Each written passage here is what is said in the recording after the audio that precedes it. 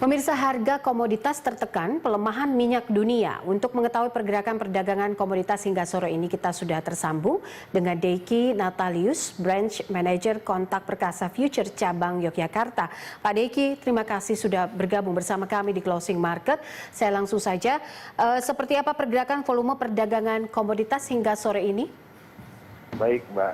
Jadi untuk pergerakan volume perdagangan komoditas hingga dengan sore hari ini memang ada sedikit terjadi peningkatan, khususnya ini didominasi di komoditas kopi ya, khususnya yang robusta. Nah, ini terjadi lonjakan untuk volumenya. Untuk per hari ini dia bisa sampai di 5.200. Untuk nomor 2, urutan nomor 2 dia didominasi oleh Olen. Olen mencapai di angka volume 2.566. Kemudian untuk posisi ketiga diambil oleh gold atau emas. Di sini volumenya terjadi di 1.702. Nah, kalau melihat pergerakan sampai dengan hari ini, volume memang masih didominasi di sektor perkebunan ya Mbak ya, untuk ininya. Kemudian berdasarkan dari pergerakannya memang kan kemarin ada penurunan di emas sama di oil. Ini yang menyebabkan dari komoditas perkebunan dia meningkat, khususnya robusta nih yang hari ini nih mendominasi. Oke, saya agak tertarik dengan Olen dan juga emas. Kalau kita bicara soal Olen dan juga emas atau investasi safe haven misalnya di emas begitu, Betul. apa rekomendasi Anda terhadap investor? Kalau untuk emas ini memang dia kan mempunyai sifat dia safe haven itu yang dari dulu ya, dia sudah menjadi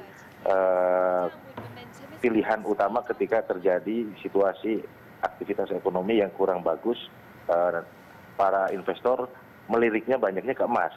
Tapi dengan kondisi yang saat ini COVID-19 ini ada sedikit keunikan. Komoditas perkebunan cukup menjadi primadona juga nih kalau dilihat dari volume ya Mbak ya.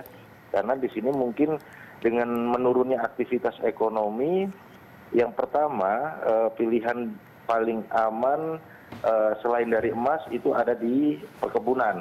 Ini yang menyebabkan robusta hari ini dia mendominasi.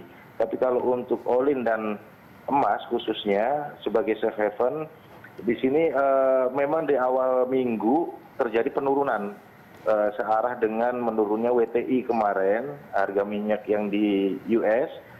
Nah, itu di emasnya sendiri mengalami sedikit penurunan, tapi karena dia bersifat safe haven dan dia bersifat likuiditasnya lebih cepat. Nah, selain dari perkebunan dan Olen, investor memilih emas dengan tujuan likuiditasnya tadi. Karena memang dia dampak dari aktivitas ekonomi yang turun, kemudian dengan COVID-19 yang terjadi, lockdown di mana-mana, di negara-negara industri juga. Nah, ini pilihan emas, dia likuiditasnya lebih tinggi, jadi investor lebih memilih ke sana. Karena likuiditasnya yang lebih cepat. Ditambah juga dengan harga yang sudah boleh dibilang cukup murah ya kalau dilihat dari 2 minggu terakhir. Baik. Mas Deki, ini soal tren penguatan dolar Amerika, seberapa besar ini berdampak kepada komoditas kita saat ini?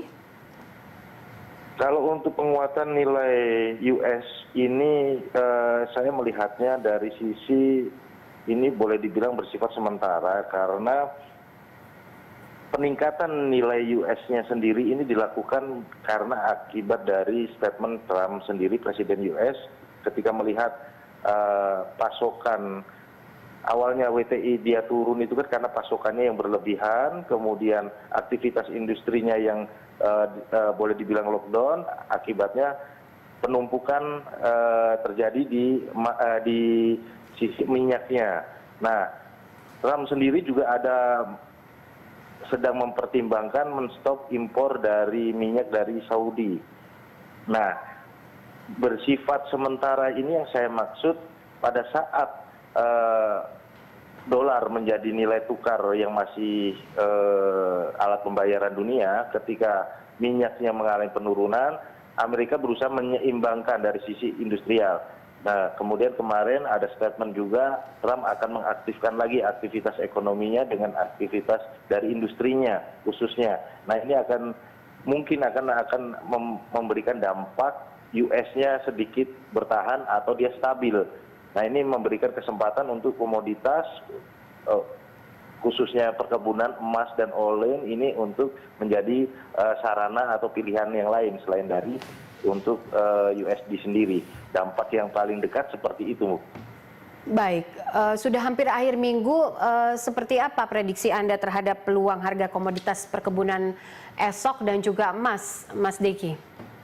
Kalau untuk perkebunan, melihat situasi COVID yang masih banyak industri yang lockdown, kemudian aktivitas ekonomi di jalan ataupun di seharian juga berkurang drastis, ini menyebabkan yang tadi saya sampaikan sektor perkebunan bisa menjadi pilihan. Ini terbukti dari naiknya harga robusta yang volumenya naik cukup tajam. Nah, pilihan perkebunan itu ada beberapa macam komoditas, cuman yang saat ini yang dilirik itu volumenya dari robusta.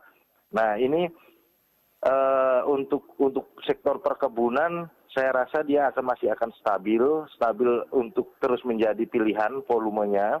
Nah, untuk emasnya sendiri, emas ini ada dua sisi. Kalau range emas sendiri menurut saya dia untuk level atas dia akan mengejar di level 1713 sampai dengan 1747. Nah, di mana ada titik krusial itu di 1581.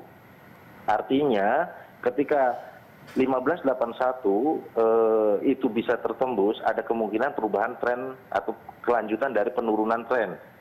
Nah, untuk melihat itu ada fundamental yang lagi dipantau oleh beberapa investor saat ini, khususnya di pekan ini dan pekan ke depan itu adalah FOMC statement, kemudian ada manufacturing PMI, kemudian unemployment itu besok, dan itu berdasarkan kalender ekonomi. Kemudian dari statement Trump untuk mempertimbangkan stop impor minyak dan dia akan mengaktifkan kembali aktivitas ekonomi. Ini sedang ditunggu oleh para investor untuk melihat apakah aktivitas ekonomi ini bisa mengimbangi dari kenaikan volume dari emas dan perkebunan. Ketika memang ini bisa terjadi kenaikan aktivitas ekonomi, mungkin emas akan lebih stabil. Dia paling swing sampai di area 1633. Tapi untuk jangka panjangnya emas lebih condong untuk dia akan menembus di area 1713 sampai dengan 1747 untuk kurun waktu 3 sampai dengan 4 minggu ke depan. Dengan swing dia mencoba bawah dulu untuk beberapa hari ke depan. Baik. Itu untuk emasnya, Kak. Baik. Itu, Mbak. Mas Deki, terima kasih untuk informasi dan juga analisanya. Deki Natalius, Branch Manager Kontak Future Cabang Yogyakarta.